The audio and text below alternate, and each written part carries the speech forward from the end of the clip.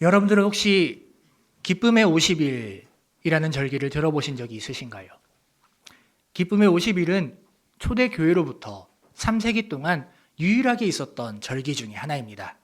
우리가 잘 아는 대림절, 사순절보다도 더 오랜 시간 지속되었던 절기가 바로 기쁨의 50일입니다. 그렇지만 우리에게는 조금 생소하죠. 기쁨의 50일. 우리는 지금 이 날을 이렇게 기념하여 지키지는 잘 않고 있기 때문에 우리에게는 조금 생소하게 다가올지 모르겠지만, 그러나 이 기쁨의 50일은 유대인들에게 있어서 너무나도 기쁨과 감사가 넘쳐나는 시간이었습니다.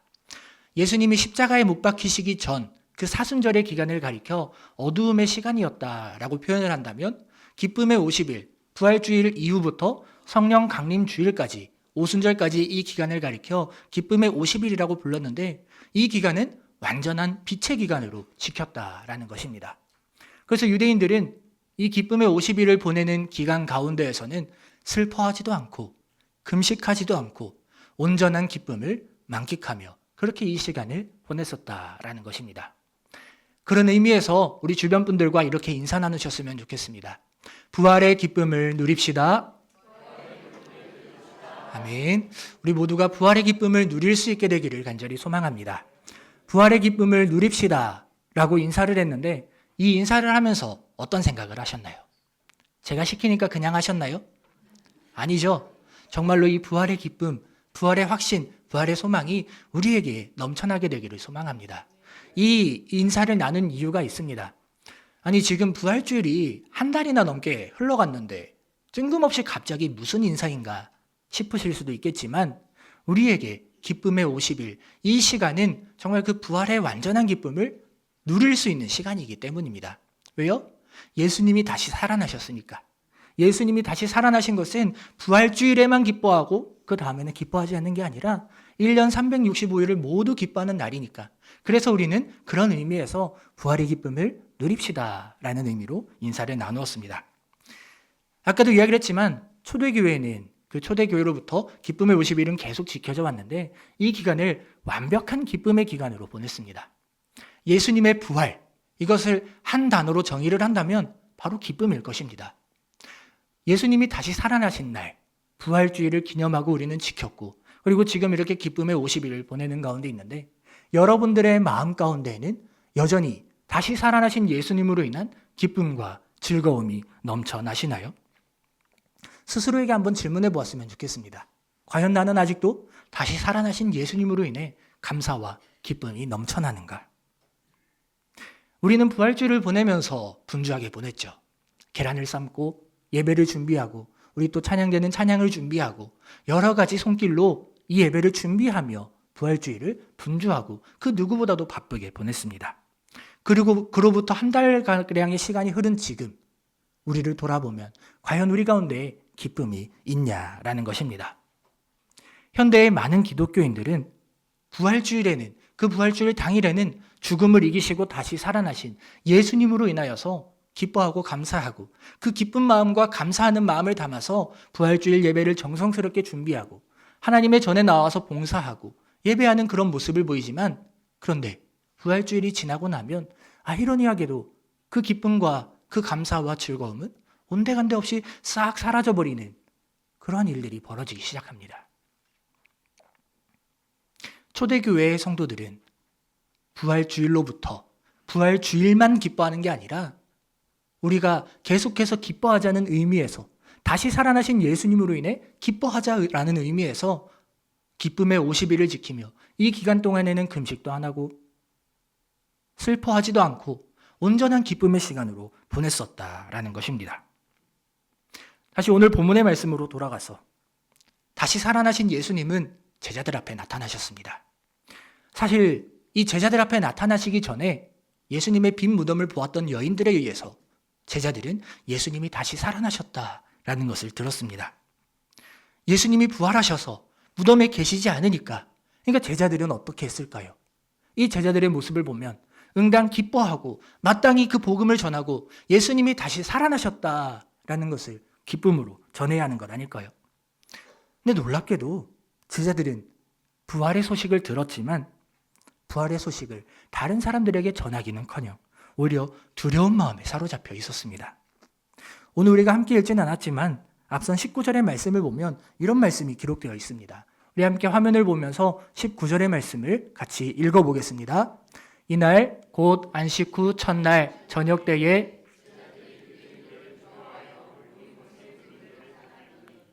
예수께서 오사 가운데 서서 이르시되. 아멘. 예수님은 다시 살아나셨고 그리고 제자들은 그 소식을 들었습니다. 이 소식을 들은 제자들이라면 응당 복음을 전해야 하고 예수님이 다시 살아나셨다라고 외쳐야 하지만 방금 읽은 말씀에 그런 말씀이 있나요? 그런 말씀이 없습니다. 눈 씻고 찾아봐도 찾아볼 수 없습니다. 제자들은 두려워했다라는 것입니다. 이들은 오히려 그 두려운 마음으로 인하여서 집안에 모여있던 그 제자들이 집에 있는 문이란 문은 모두 다 걸어 잠그는 그러한 일을 벌였다라는 것입니다.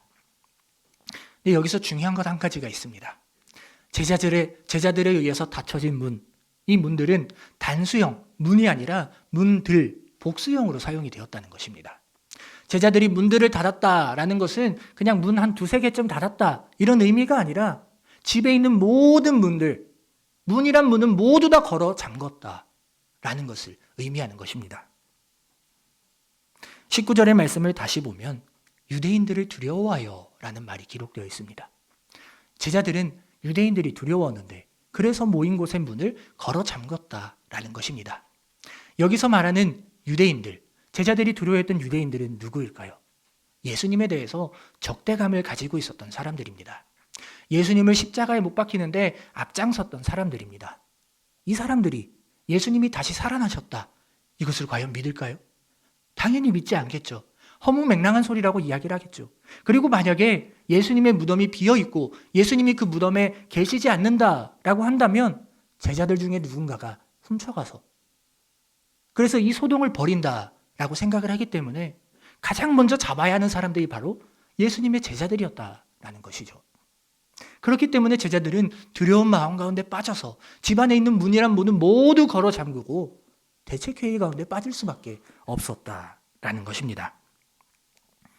문을 걸어 잠그는 모습, 제자들의 이 모습을 보면서 어떤 생각이 드시나요? 한심하다. 정말 이 바보 같은 사람들. 예수님이 부활하셨는데 뭐가 두려워? 그런 생각이 들지는 않으시나요? 근데 놀랍게도 바로 이 모습이 문을 꽁꽁 걸어 잠그고 숨어있는 모습이 오늘 우리들의 모습과 많이 닮아 있다라는 것입니다. 오늘날 대한민국의 개신교의 숫자가 퍼센테이지로는 약 20%가 된다고 합니다. 그리고 그 숫자는 약 970만 명이라고 합니다. 이 기독교 인구 중에서 부활주일날 예배 준비, 봉사 준비, 행사 준비 이러한 등등으로 인하여서 부담이 되고 그리고 심지어는 교회에 잘 나오지 않는 성도도 1년에 한 번쯤은 부활주일만큼은 가야 된다라는 그러한 부담감이 있기 때문에 이 주일 예배가 부활주일의 예배가 기쁨이 되고 감사가 되고 감격이 되는 것이 아니라 부담으로 다가오고 근심과 걱정으로 다가오기 시작한다라는 것입니다. 부활주일이 부담이 되고 근심과 걱정이 가득한데 우리가 과연 기뻐할 수 있을까요? 예수님의 부활이 제자들처럼 문을 꽁꽁 걸어 잠그었던 이 제자들처럼 부담이 되고 걱정이 되는데 우리가 어떻게 기뻐할 수 있을까요? 제자들은 자신들을 적대시하는 그 유대인들이 무서워서 모인 집에 있는 문이란 문은 모두 다 걸어 잠궜습니다.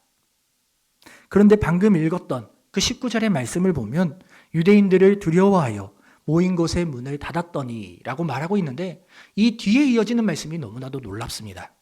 분명히 문을 다 걸어 잠궜는데 문이란 문은 모두 다 잠궜는데 예수께서 오사 가운데 서서 이르시되 너희에게 평강이 있을지어다. 이게 어떻게 된 일일까요? 육체적인 한계를 가지고 있는 사람이라면 생각할 수 없는 일입니다. 시간과 공간의 제약을 받는 인간이라면 당연히 불가능한 일입니다.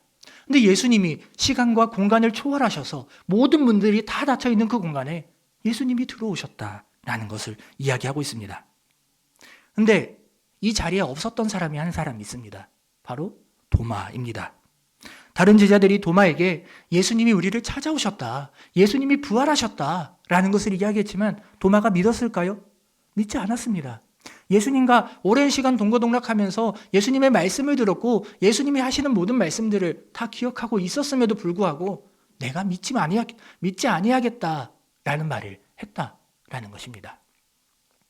근데 우리가 이 성경을 볼 때 믿지 않겠다 이렇게 번역되어 있으니까 그냥 믿지 않았나 보다 라고 생각을 하는데 원어를 보면 그렇지 않습니다.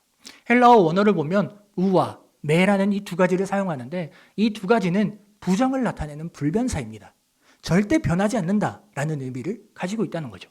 그러니까 이 도마가 말했던 내가 믿지 않겠다라는 이 말을 더 의미를 살려서 번역하자면 나를 때려 죽여도 나는 절대로 믿지 않겠다라는 말이 된다라는 것입니다. 도마는 실제로 예수님의 그 못자국 난 그 손을 내가 직접 보고 만져보고 옆구리에 찔린 그 창자국을 내 손으로 만져보아야만이 내가 믿겠다라고 말을 했죠. 도마는 예수님에 대해서 제자들의 증언을 들었지만 믿지 않았습니다. 과연 도마가 어떤 마음이었을까요? 우리 25절의 말씀을 같이 한번 읽어보도록 하겠습니다. 함께 읽겠습니다. 다른 제자들이 그에게 이르되 우리가 주를 보았노라.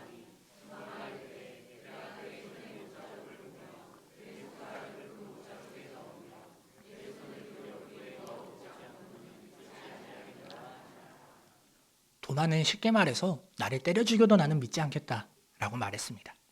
여러분들이 이 모습이 어떻게 느껴지시나요? 진짜 한심하다. 진짜 그렇게 믿음이 없냐? 그런 생각이 드시나요?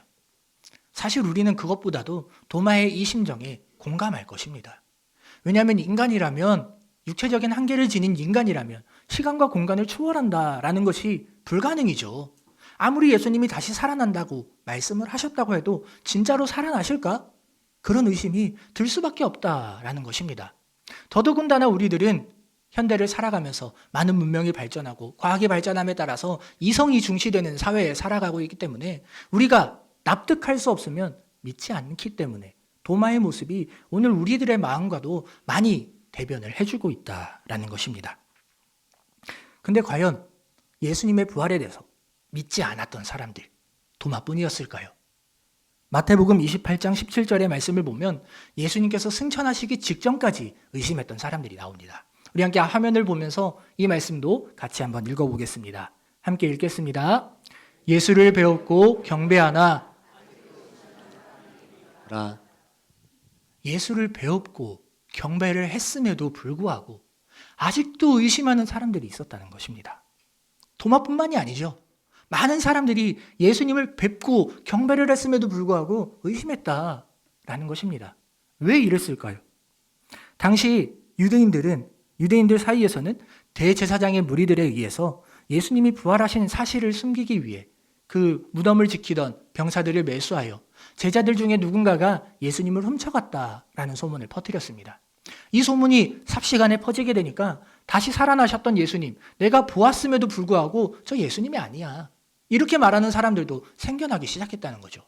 뿐만 아니라 당시에는 영지주의자들에 의해서 예수님이 부활은 하셨지만 영으로만 부활하셨고 육체로는 부활하지 않았다라는 말들도 퍼져 있었기 때문에 어떤 말을 믿어야 하는지 알지 못하는 시기 속에 있었다는 것입니다.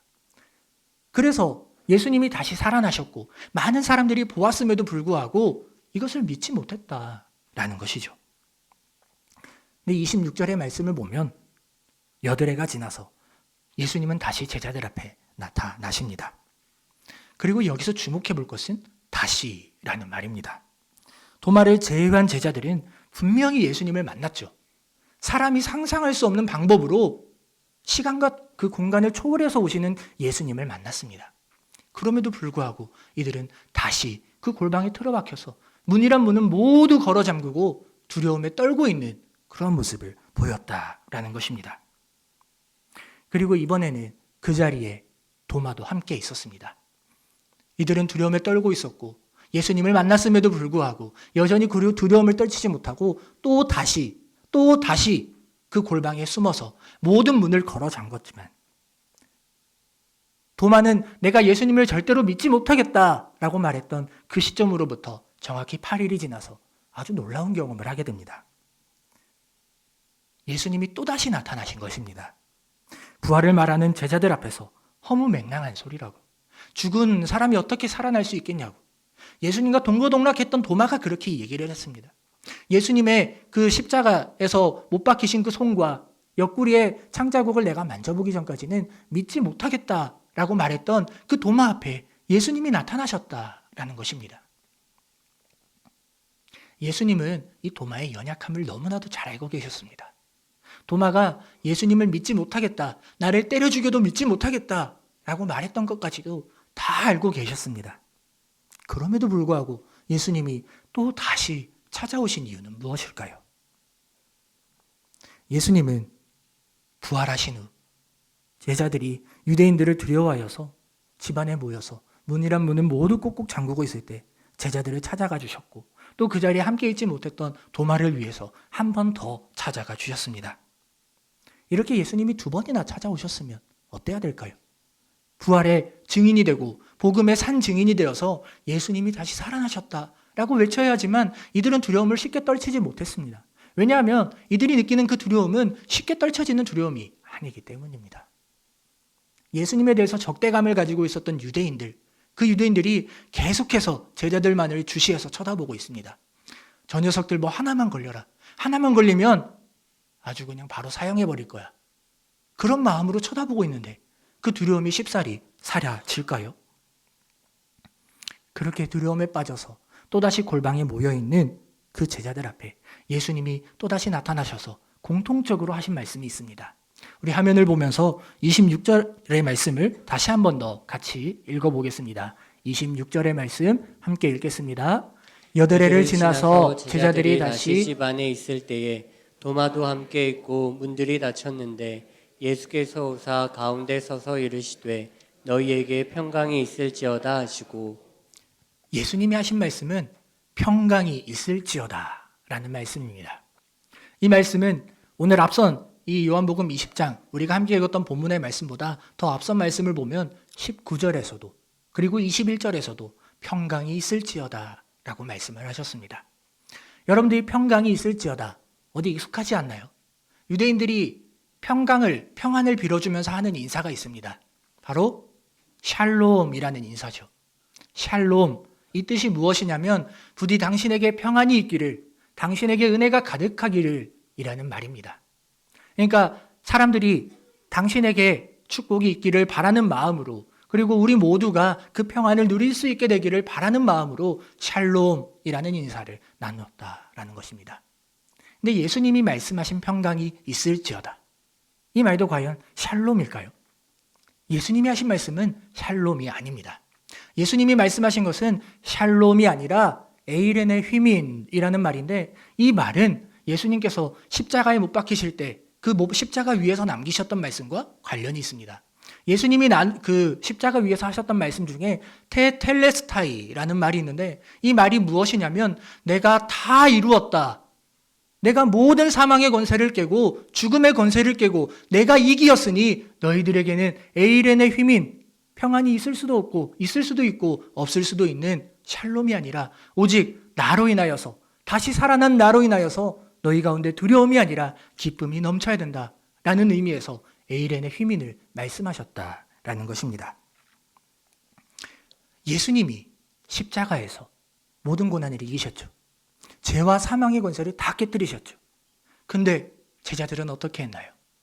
여전히 두려운 마음을 떨치지 못해서 골방에 숨어서 유대인들을 두려워하여서 모든 문이란 문은 다 걸어 잠그는 그런 모습을 보였다라는 것입니다. 제자들이 이렇게 믿음 없는 모습을 보이고 있을 때 예수님은 어떻게 하셨을까요? 내가 분명히 너희에게 말했고, 내가 다시 살아난다고 말했고, 다시 살아나서 심지어는 너희에게 보였는데도 왜 나를 믿지 못하니? 그렇게 믿음이 없니? 이 한심한 것들아.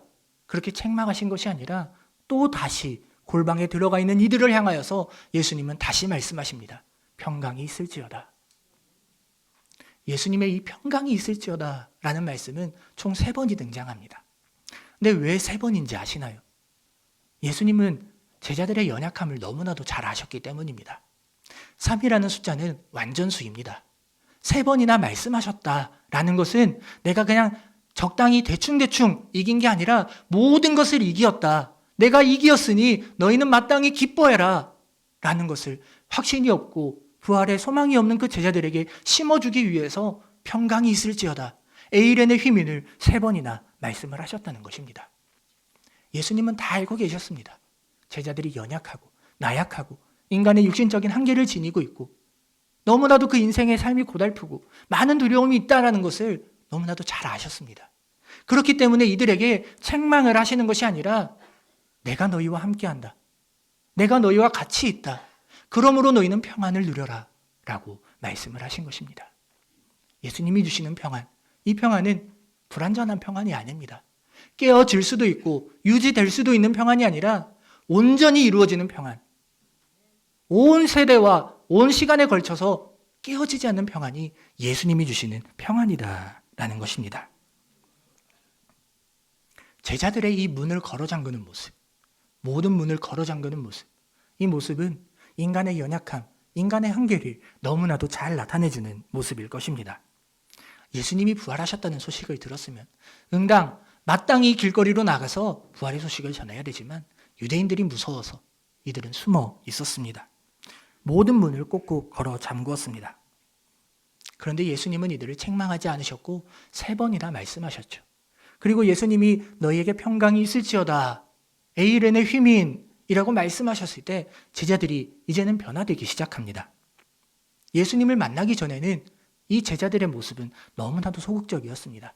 예수님이 수없이 말씀하셨지만 그 말씀을 신뢰하지 못하는 모습을 계속해서 보였다라는 것이죠.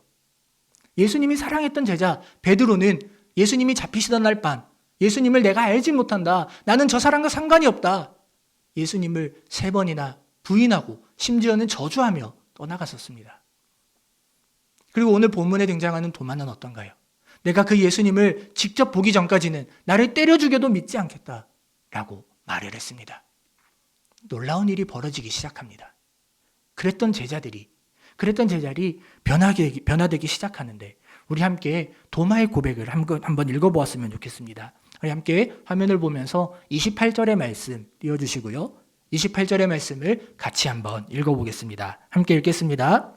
도마가 대답하여 이르되 나의 주님이시요 나의 하나님이시니이다. 아멘. 도마는 예수님을 향해서 주님은 나의 하나님이십니다 라는 고백을 했다는 거죠. 이전까지는 예수님을 믿지 못하겠다라고 말을 하고 나를 때려 죽여도 나는 절대로 믿지 않겠다라고 말했던 사람이 한순간에 바뀌어서 하나님이십니다. 예수님이 곧 하나님이십니다 라는 고백을 하기 시작했다는 것입니다. 이게 사람의 일로 가능한 일일까요? 하나님의 역사가 없이는, 성령의 충만함 없이는 할 수 없는 고백입니다. 당시의 상황을 보면 더 그렇습니다.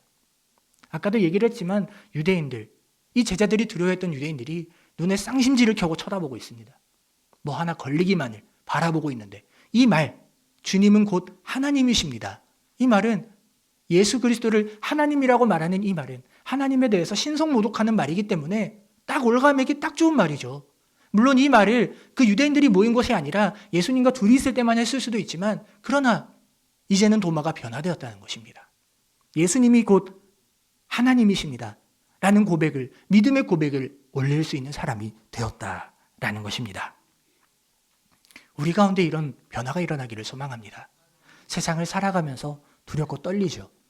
수많은 근심과 걱정들이 우리를 짓누르죠.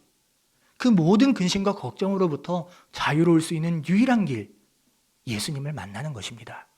인격적으로 다가오셔서 모든 시간과 공간을 초월하셔서 우리의 삶에 다가오시고 너희에게 평강이 있을지어다 에이렌의 휘민을 외치시는 그 예수님을 만나는 것, 이것 외에는 다른 방법이 없다라는 것입니다. 제자들이 이런 고백을 하기 시작할 때 예수님의 마음은 어땠을까요? 드디어 너희가 깨닫기 시작하는구나. 내가 너희와 함께한다. 어느 순간에도 내가 너희와 함께한다 라고 계속해서 말씀하시지 않으셨을까요?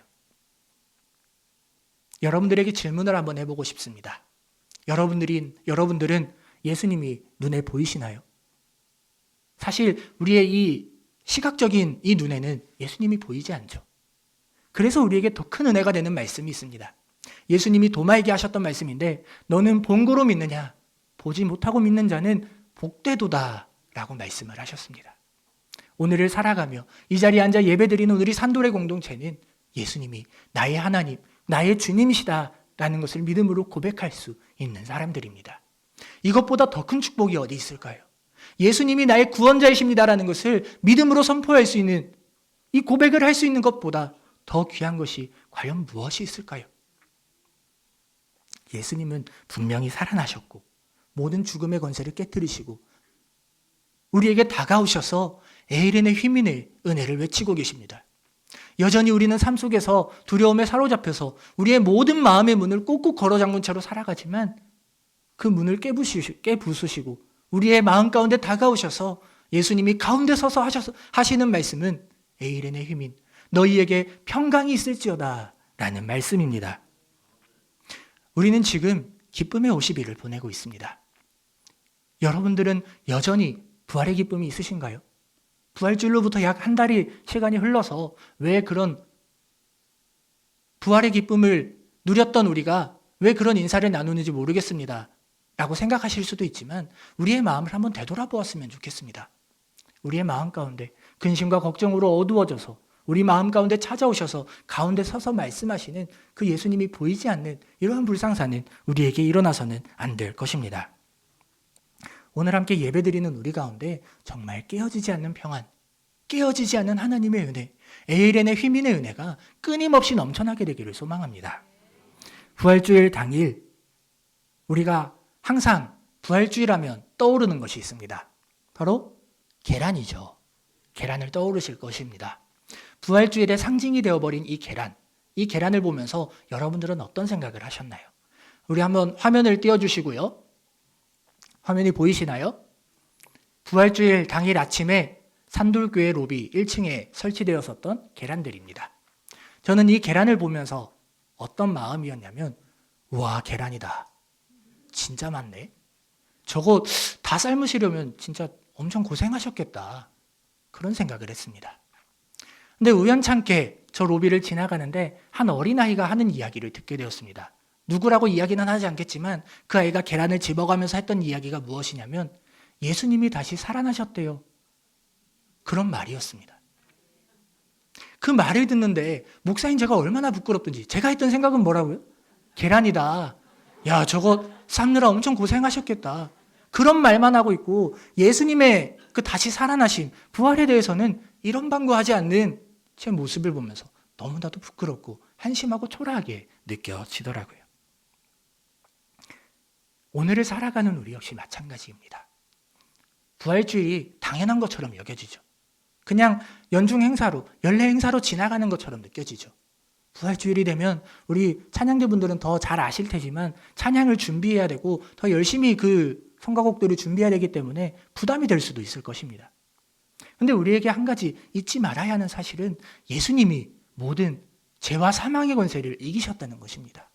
부활의 기쁨, 부활의 확신, 부활의 소망, 이것은 쉽사리 깨어지는 것이 아니라 그냥 있을 수도 있고 없을 수도 있는 평안의 은혜, 샬롬의 은혜가 아니라 절대로 깨어지지 않는 에일엔의 휘민의 은혜라는 것을 우리는 잊지 말아야 할 것입니다. 이제 축복하고 말씀을 마치려고 합니다.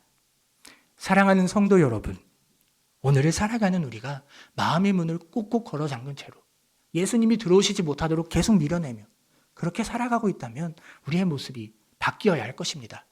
우리가 바뀔 수 있는 유일한 길은 예수님을 만나는 것입니다. 삶이 고달프신가요? 내가 지고 있는 짐이 너무 무거우신가요? 우리가 그 짐을 내려놓을 수 있는 유일한 길은 예수님의 발 앞에 내려놓는 것입니다. 세상을 향한 근심, 세상을 향한 걱정, 이 모든 것이 우리를 무겁게 짓누를 때 이것으로부터 자유로울 수 있는 유일한 길은 예수님 앞으로 나아가는 것, 인격적이신 예수님을 만나는 것이다 라는 것을 잊지 않았으면 좋겠습니다. 예수님은 우리에게 분명히 말씀하셨습니다. 내가 죄와 사망의 모든 권세를 다 깨뜨렸으니 너희는 평안하기만 해라. 모든 죄와 사망의 권세를 내가 깨뜨렸으니 너희는 두려워할 필요가 없다. 그렇게 말씀하시는 그 예수님으로 인해 우리 가운데 감사와 기쁨이 넘쳐날 수 있었으면 좋겠습니다. 기쁨의 50일을 보내는 지금 이 기간뿐만이 아니라 1년 365일을 기쁨으로 살아갈 수 있었으면 좋겠습니다. 왜냐하면 예수님이 살아나신 것, 예수님이 부활하신 것은 가짜가 아니죠. 예수님이 살아나신 것은 우리가 바라는 허상이 아니라 분명한 사실이고 자명한 사실이고 다시 살아나신 예수님으로 인하여서 우리는 구원받은 존재가 되었다라는 것입니다. 이것을 믿으시나요? 믿으시나요? 믿으신다면 부활의 기쁨을 영원히 누릴 수 있게 되기를 간절히 소망합니다. 이 나누었던 말씀을 기억하며 우리에게 주어진 모든 시간 예수님과 동행하며 내디는 한 걸음 한 걸음 모든 발걸음이 하나님으로 인하여서 우리 가운데 평강이 있기를 원하시는 그 예수님의 음성으로 인하여서 기쁨이 넘쳐나게 되는 저와 우리 모든 산돌의 공동체가 될 수 있기를 주님의 이름으로 간절히 축원합니다. 기도하겠습니다.